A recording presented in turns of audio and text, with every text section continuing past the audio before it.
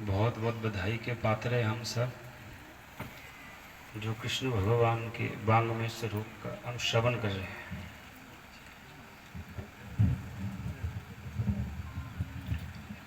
तो जो हम यहाँ बैठे हैं, ये हमारे कई जन्मों का संबंध है, कई जन्मों का पुण्य है, जो कथा का श्रवण कर रहे हैं। दो प्रकार के शरीर होते हैं।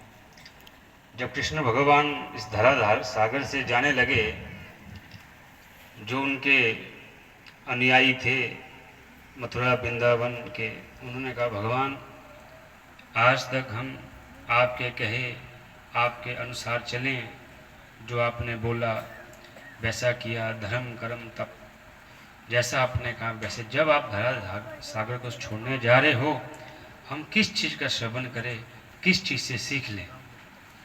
तब भगवान कृष्ण ने ये जो श्रीमद् भागवत है, इसको ही अपना वांग्मय स्वरूप बनाया। उन्होंने कहा जो उसमें बातें लिखी है राजधर्म की, तप की, इसके ही अनुसार हमें जीवन में यापन करना चाहिए। अलग अलग पुराणों की अलग अलग विशेषताएं हैं। श्री राम कथा होती है, संस्कार बताते हैं, कैसे व्यवहार होना चाहिए, कैसे मर्यादित जीवन संपर्क करना चाहिए। अलग अलग पुराणों की अलग विशेषता है।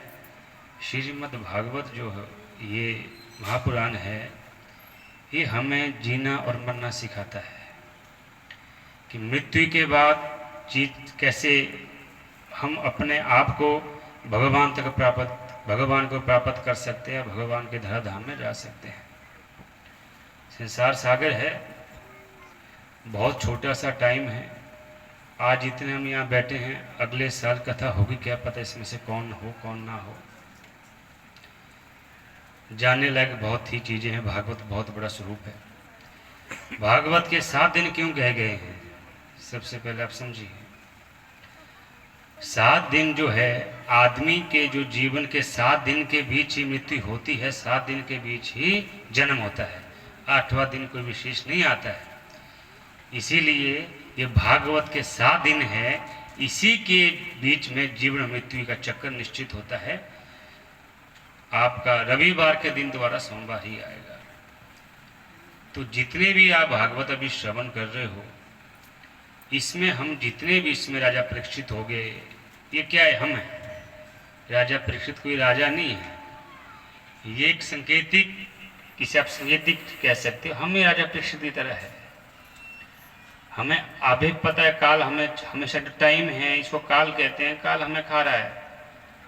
ये समय वापिस नहीं आएगा कि हम सोचे हम इसके बाद द्वारा 25 साल के हो जाए, 24 साल के, नहीं हो सकता।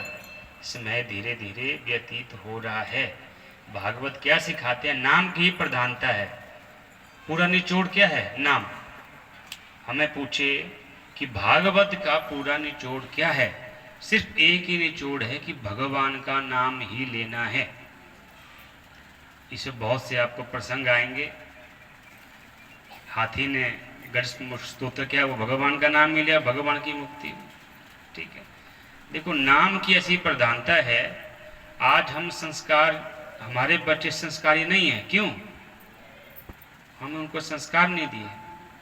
आज हम सिर्फ बातें सुनते, उसको हम अमल नहीं करते। नाम में वो शक्ति है। जिन जिन गुरु मंत्र आपने जिन गुरुओं से लिए हैं, जो उन्होंने आपको नाम दिए हैं, जितना आप उसको सुमिरन करोगे, उतना ही आपको अपने आप ही वो सहजता अपने आप ही नजर आएगी। आप फिल्टर होते जाओगे। जो मन अहंकार आपके अंदर है, जो हमें नहीं देता है, वो धीरे धीरे नाम से ही के प्रभाव से ही खत्म होता है।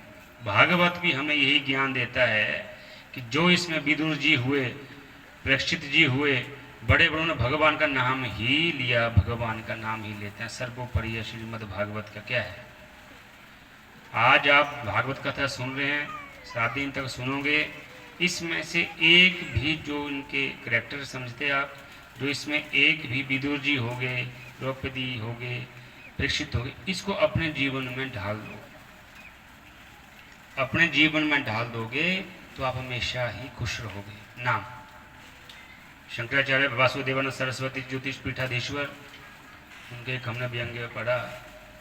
कल्याण एक बुक आती है कल्याण, उसमें बहुत बड़ी गहरी बात लिखी थी कि संसार सागर में अगर आपने व्यवहार करना है तन और धन से कर सकते हैं। क्या? तन और धन से। संसार सागर का वो मनुष्य जो प्राणी है वो तन और धन से ही आपसे खुशी हो सकती है। मन को अगर आपने संसार सागर में लगा दिया तो दुख का कारण ही है। इसलिए संसार में व्यवहार करने के लिए हमें तन और धन से जो हमारे से सेवा जो हमारे से हो सके, लेकिन संसार को हम उस भगवान रूपी के नाम पे लगाना पड़ेगा। हम कभी भी दुखी नहीं होंगे। सबसे बड़ी ये सूत्र है जीवन जीने के, सूत्र होने चाहिए जीवन में जीने के। तो हमारे बहुत से शास्त्र हैं। आज हम कुछ बातों से अपने सनातन परंपरा से है। हमारे सनातन परंपरा में भगवान उसे माना जाता है जो प्रकृति को भी अपने अनुसार चलाने की क्षमता रखता हो। भगवान किसे कहते हैं? जो प्रकृति को भी अपने अनुसार चलाने की क्षमता रखता हो। ज्वाला माता देखिए, यहाँ से 50-60 किलोमीटर होंगे, कब से जल रही है। तो मतलब प्रकृति के विपरीत जो आचरण करता है वो भगवान हम नतमस्तक होते हैं। जगन्नाथ जी देखो, झंडा उल्टा उल्टा घूमता है वायु के विपरीत। हम उस सनातन परंपरा को मानने वाले हैं, हमें कहीं बताने की जरूरत है हम किस परम को मानने वाले हैं। लेकिन आज क्या हो रहा है, देखिए सबसे पहले हमारे वक्ता हो गए, गुरु हो गए, वो आपको संस्कार बताता है कि आप मंदिर जाते हो, क्या भाव से मंदिर जाके भगवान के नतमस्तक होना चाहिए। आज हम जाते हैं भौतिकता को लेके, मेरा बेटा को नौकरी लगनी चाहिए, आज वो दुखी है। ये भौतिकता है, ये सुख क्षण भंगुर है।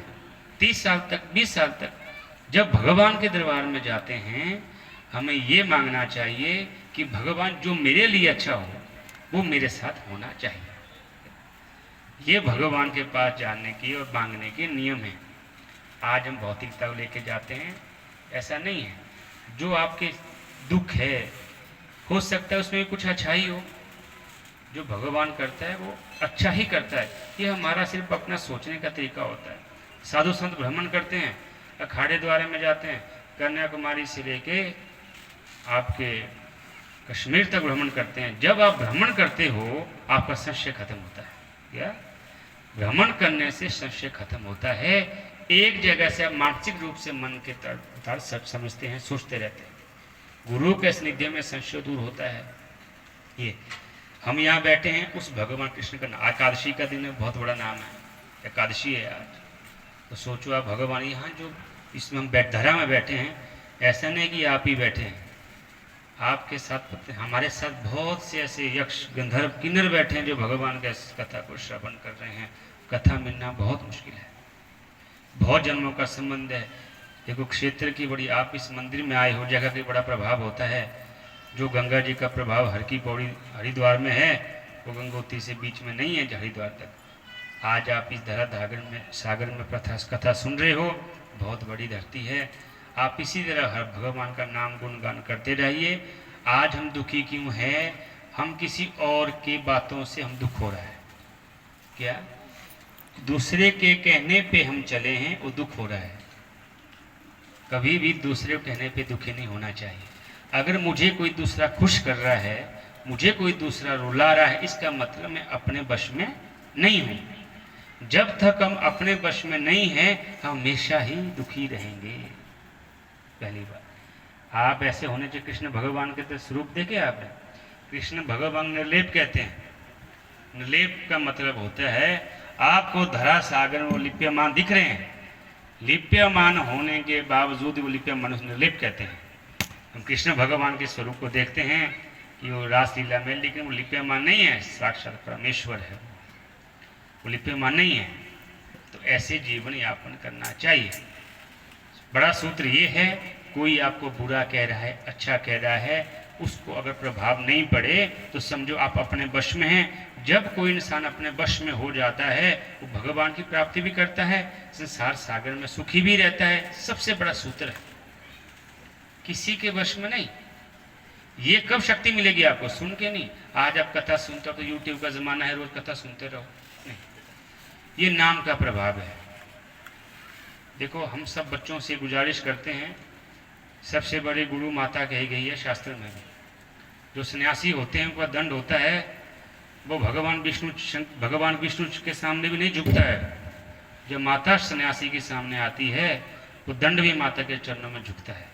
ये माता की प्रधानता है, माता सबसे बड़ी गुरु मानी गई है। आज क्या हो रहा है, हम बहुत बड़े दानी बन रहे हैं, कथाई कर रहे हैं, क्या घर में हमारे माँ बाप बहुत दुखी है, उसका कोई प्रयोजन नहीं है। हमें अपने बुजुर्गों की सेवा, माँ बाप की सेवा, उनका काम सुनना, वो जैसा कहते वैसा करना चाहिए। पहला धर्म ये है, ये सीखिए सबसे पहले आप। इसलिए राम कथा ज़्यादा होती है कि जब हम भाई से भाई कैसा व्यवहार करेंगे, पिता कैसा करेंगे, तभी आप आगे बढ़ पाते हो। ठीक है, ये कथा वो नहीं है जुड़ीने की सिंहासन में बैठने वाला ही भगवान की प्राप्ति कर सके, भगवा पहनने वाले भगवान को प्राप्ति हो सके, ऐसा नहीं है। हमारे बीच ऐसा कोई भी आदमी उस भगवान की प्राप्ति कर सकता है। कथा में होता ही है, 1000 में से एक आदमी ही सच्ची कथा से उस भगवान का नाम ले सकते हैं, बाकी तो भूल जाते हैं। 3 जगह पर आके आते हैं इंसान को। शमशान घाट में जाते हुए, जब शमशान यात्रा में जाते हो आप, तो बैराग्य आएगा, क्या है जिंदगी, इसने क्या किया उस टाइम के लिए। दूसरा, मैथुन करने के बाद, जब मैथुन करने के बाद अगर जिंदगी कुछ नहीं है ना, काम खत्म हो जाता है कुछ टाइम के लिए। तीसरा, पुराण सुनने तक। जब आप पुराण सुनते हो, अभी आप सारा लग रहा है कि सब भगवान सब कुछ है, पुराण में लिखी बातें सब कुछ है। जैसे आप 4-5 किलोमीटर का एरिया छोड़ दोगे, दोबारा से मोह माया के चक्कर में पड़ जाएंगे। इससे दूर जाने के लिए भगवान का नाम ही है जो गुरु मंत्र दिया है आपने। आप आजमा लेना, एक स्थिति ऐसी होगी जब गुरु मंत्र आप लोगे, आप बात कर रहे हो, अंदर अपने आप ही लगेगा कुछ जाप हो रहा है मेरे से। हम कहते हैं ना तेरा ख्याल कहीं और है, तो कुछ कर और रहा है, सोच कुछ और रहा है। ये स्थिति आपकी ऐसी होगी मंत्र जापते हुए कि मंत्र 24 घंटे जपता रहेगा। आपके घर में जो परेशानी वो अपने आप ही दूर हो जाएगी। कृपा का मतलब वो नहीं है आपको करोड़ों रुपया मिल जाए। कृपा का मतलब वो है आपकी सोची बात हुई चीजें सब पूरी हो रही हो, समझो सच्ची कृपा है। ठीक है, तो जीवन जीने के सूत्र है ये। भागवत एक जीवन जीना सिखाता है, मरना सिखाता है। मौत कैसे है, दीक्षित देखो कितना बचत, कितना उसने प्रभाव किया। मौत से कोई बच नहीं सकता, आनी आनी है। आज इतने आदमी बैठे हैं और कोई 70 साल जिएगा, 80 साल जी, मरना तो है ही है। आज आप सबके पास मोबाइल पड़े हैं, कैलकुलेटर में अपने सालों को गुणा कर लेना, 365 से 20 साल 30 साल गुणा कर लेना, कुछ दिन है उसमें। उसके बाद जो रातें वो निकाल देना, और लास्ट के जो दिन होते हैं 5-7 साल होते हैं बुजुर्गों के, अपने बच्चों को ही पापा बोलना पड़ता है, परमिशन लेनी पड़ती है कि मैं घर से जाऊं नहीं जाऊं।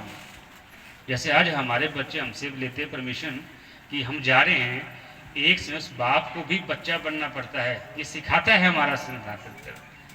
इसलिए ये चीजें होती है।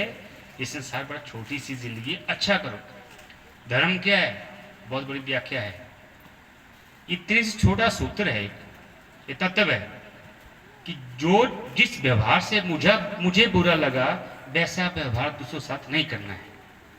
ये जीवन में अगर आपने एक ही सूत्र बांध दिया, आप कभी ना दुखी होंगे, हमेशा ही भगवान के पास नजदीक रहोगे। सब छोड़ो कौन क्या करता है, जिस व्यवहार से मुझे दुखी मिल होती है होता होगा, वैसा व्यवहार में दूसरों साथ नहीं करना। ये जीवन जीने का सूत्र है, बहुत बड़ी बात है।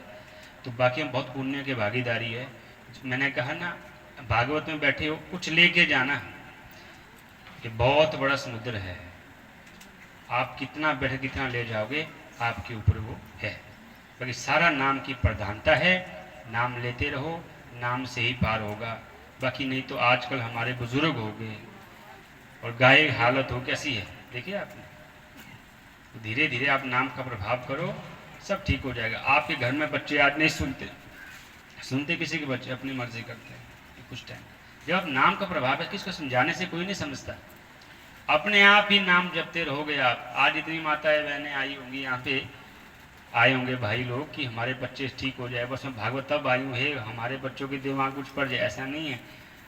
आप नाम लेते रहो तो आपका बच्चा आपके अपने आप ही सुनेगा। नाम की बहुत बड़ी प्रधानता है। आज हम तंत्र के पीछे भागते हैं, मंत्र के पीछे भागते हैं। भगवान को जबरदस्ती सिद्ध करना भी अपने आप को श्राप होता है, समझे आप। भगवान को हम सोचे, रावण जी ने एक टांग पे खड़े होके 10 सर काट के भगवान की शंकर की प्राप्ति की वरदान लिया, वो वरदान श्राप साबित हुआ, अपने पूरे कुल को ले गया, वो ले नहीं गया। अच्छा, सहज रूप से जो भगवान की प्राप्ति हो सके सबसे जरूरी है सहज है सिर्फ नाम। आप नाम जप सकते हो। अच्छे अच्छे सग्रांध, पहले क्या होता था, सग्रांध होती थी तो हमारे गुरु जी के पास जाते थे, मंदिर जाते थे, एक क्रिसमस चार्ज होता था वो कि पूरे महीने तक। आज कोई किसी के पास इतना टाइम नहीं है। कोशिश करो, आप जाया करो, मंदिर जाना जरूरी है। भगवान शंकर की पूजा आपसे कुछ नहीं मांगता, मांगता है माता की पूजा करने तो भेंट स्वरूप कुछ देना पड़ेगा, चुनियाँ देनी पड़ेगी माता। जब शंकर भगवान कलयुग के प्रधान देवता है तो कुछ नहीं मांगते, ये वही जड़ी बूटी मांगते हैं, सब ले लेंगे। ठीक है, हम इतने सक्षम होने चाहिए कि हमें नाम पे प्रभाव। आज हम भय है, हमें डर है। आज पहले बहुएं डरती थी, अब सास डर रही है। घर में बहू आएगी, ऐसा नहीं बोल दूं कल दिन मुझे कोर्ट में ले जाए केस भुगते। ये परिस्थिति है आजकल जमाने की। क्यों? हम डर है। परमात्मा पे विश्वास नहीं है। विश्वास ध्रुव की तरह होना चाहिए। जब ध्रुव छोटे से भगवान के दर्शन नहीं किए थे, उनको इतना विश्वास था कि जो भी होंगे मेरे भगवान होंगे। तो जैसे ही खंबे से भगवान के प्रादुर्भाव हुआ तो उनसे डरे ही नहीं। कैसे भयंकर थे नृसिंह भगवान, उनकी गोदी में बैठ गए। ऐसा विश्वास होना चाहिए। आज भी ध्रुव तारा अमर है। हम विश्वास खो चुके हैं, अपने भगवान खुद बन रहे हैं। ऐसा नहीं है, गुरु बनाना बहुत जरूरी है। आप जितने मर्जी ज्ञानी हो जाओ, अगर ऐसा नहीं होता तो कृष्ण भगवान भी संदीप ऋषि गुरु नहीं बनाते, राम जी विश्वामित्र जी गुरु नहीं बनाते। जब धरा सागर में हम आते हैं, गुरु का बनाना बहुत जरूरी है। तीर्थ यात्रा, कथा श्रवण, ये गुरु के ही सानिध्य में ही होने चाहिए, यही फलीभूत होते हैं। बहुत से आदमी ने गीता पढ़ी होगी, सिर्फ पढ़े होंगे क्या अध्याय, फिर बोलते महाराज जी हमें तो पता ही नहीं गीता बोलते, गीता में ऐसा है। नहीं, किसी गुरु के सामने आप गीता पढ़ोगे, एक श्लोक से ही पूरा संशय खत्म हो जाएगा। ये गीता का प्रभाव है। महर्षि मुनि में 3 चीजें प्रधान लिखी है, गौ, गंगा और गीता लिखी है ना। यमुना जी क्यों नहीं लिखी, गोदावरी क्यों नहीं लिखी, नर्मदा क्यों नहीं लिखी? क्योंकि विशेष ही कुछ ऐसा तत्व है इन चीज़ों में जो हमारे धरा सागर में हमें बहुत जरूरी है। गंगा कभी खराब नहीं होती, होती है खराब, सब जानते हैं। गौ देखो, दूध होता अमृत है। एक छोटा बच्चा अगर उसकी माँ चले जाती है, उसको भैंस का दूध नहीं पिलाया जाता, कहाँ का पिलाया जाता है? गऊ का ही पिलाया जाता है। क्यों? वात्सल्य भाव है, उसके दूध में अलग ही चीज़ें हैं। और गीता है, अगर आप गीता पढ़ोगे ना, आप 18वां अध्याय पढ़ने की कोशिश करो, बार बार पढ़ो, हिंदी में पढ़ो। आप संसार में ऐसे व्यवहार करोगे सिर्फ अपने परिवार का नियोजन करने के लिए। आप अपने मन को संसार सागर में अपुरुष रहोगे। पति पत्नी कैसा व्यवहार होना चाहिए? समर्पण भाव होना चाहिए अपने गुरु के ऊपर, इष्ट के ऊपर। सम्मान सबका करो। घर में एक स्त्री होती है, समर्पण भाव उसका अपने पति के ऊपर होता है। किसी की बहन है, किसी की भाभी है, किसी की माँ है, ऐसा व्यवहार करना चाहिए। गीता पढ़ो, धीरे धीरे आप जो आप दुख समझ रहे ना, ये हमारा ज्ञान है कि मेरा बेटा कुछ नहीं कर, अपने कर्म लेके आए हैं सब। बस नाम का प्रभाव है, आपको दूर करेंगे। ये नाम ही जप सर्व परिणाम है। भगवान कृष्ण भगवान का गुणगान करते रहो। इनसे बड़े कहते हैं ना कि भगवान से, कृष्ण भगवान से बड़ा कोई देवता नहीं है। 16 संपूर्ण कला संपूर्ण भगवान कृष्ण। लेकिन जिस तरह से कृष्ण भगवान को बोलना मुश्किल है, इनको समझना भी मुश्किल है। जो गुरु बोलता है उसको आप मानो। पहली बात है, गुरु की बातों माननी चाहिए। अगर हम सोचे, हम कुएं से रस्सी से हम पानी निकालते हैं, उसमें निशान पड़ा होता है। नॉर्मल आदमी उसके पास जाता है, क्या बोलेगा? ऐसा नहीं हो सकता। लेकिन वास्तविकता क्या है? उसमें निशान उसी रस्सी से पड़ा होता है। हमारा काम है गुरु परंपरा में रहना। हमारा काम है गुरु परंपरा में रहना। हमारे द्वारा किसका क्या भला हो रहा हो, हमसे क्या हो रहा हो, हमें खुद भी नहीं पता होता। गुरु पानी की तरह है। पानी को आप कैनी में भी ले जा सकते हो, अंजलि में भी ला सकते हो। पानी को गर्म भी कर सकते हो, ठंडा भी कर सकते हो। पानी को आप लाल, हरा, पीला, जैसे आप गुरु जी के पास आओगे आप वैसा ही फल लेके जाओगे। लेकिन वास्तविक स्वरूप गुरु का होता है, शांत होता है। शांति होनी चाहिए। शांति तब मिलेगी जब नाम का प्रभाव होगा, अदरवाइज आपको शांति नहीं मिल सकती। आप चाहे सारे पुराण पढ़ लो, ये नाम की प्रधानता है जो शांति प्रदान करती है। अपनी वाणी को मैं भगवान के चरण में समर्पित करता हूँ। गुरुजनों से, भगवान कृष्ण जी से ये प्रार्थना करते हैं, जितने भी हम यहाँ आए हैं अपनी इच्छाओं को लेके, चाहे भौतिक हो, आध्यात्मिक हो, 3 प्रकार के दुख होते हैं, सारे दुखों का आपका ताप क्षमन हो जाए। आप इच्छित हंसते हुए जाइए, नाम लेते जाइए, सूत्र ले लो, नाम सर्वोपरि है, नाम पे ध्यान। धन्यवाद।